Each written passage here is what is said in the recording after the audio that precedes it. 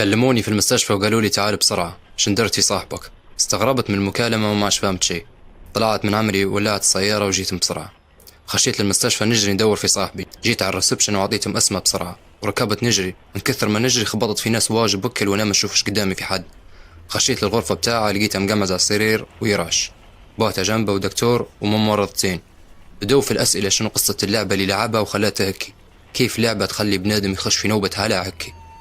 أنا عارف إن كان مش فاهمين شيء وحتى أنا مش فاهم شيء، بس تعالوا نردوا يومين لاورا وحنفهم القصة مع بعض.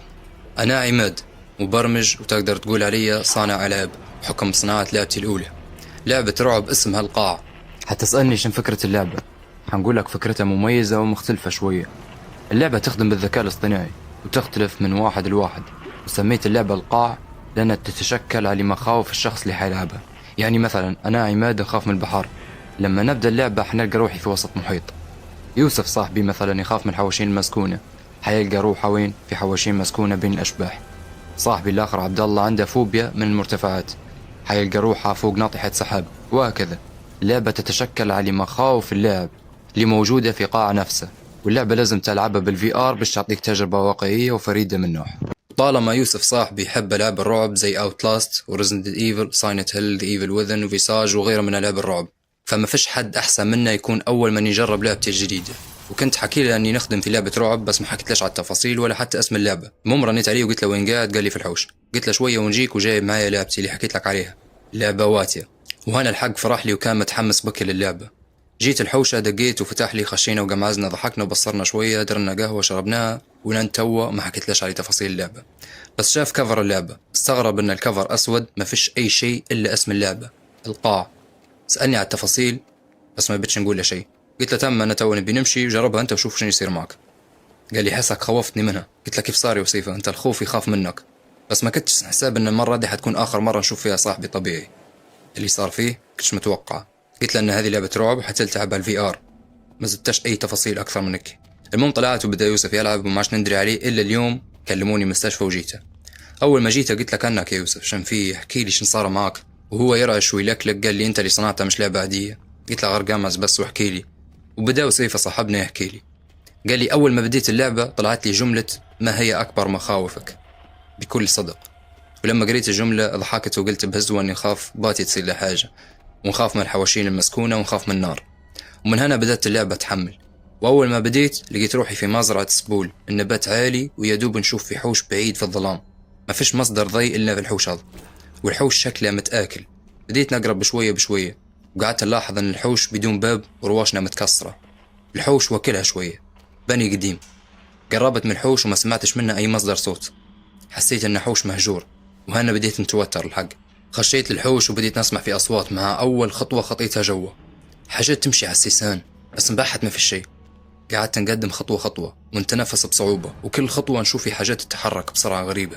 حسيت بأني مراقب وأني نواجه في خوفي الحواشين المسكونة.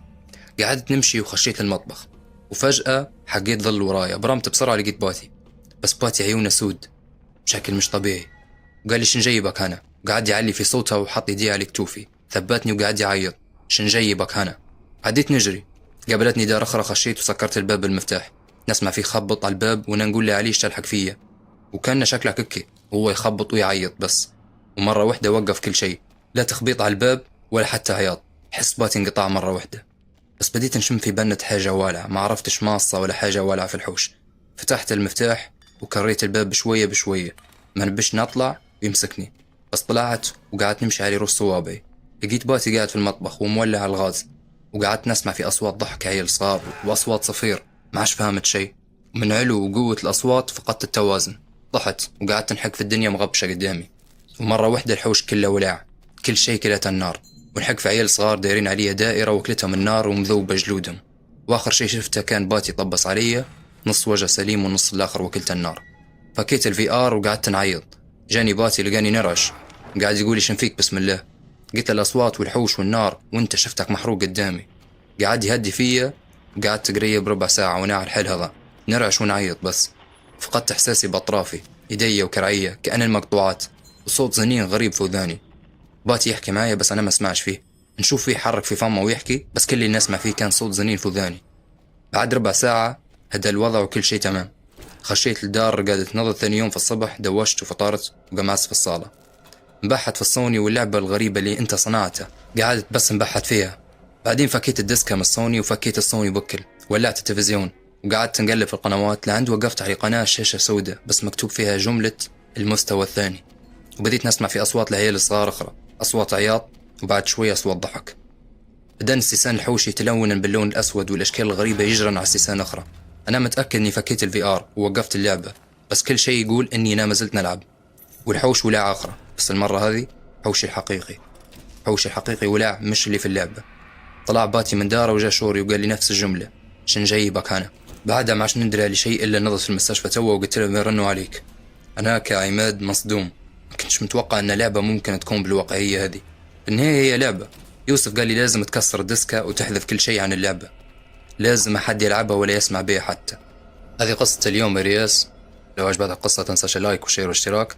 بإذن الله حيكون تنزيل بشكل أسبوعي، فيديو أو فيديوين في الأسبوع. بس تلاقوا في القصة الجاية، دمتم سالمين.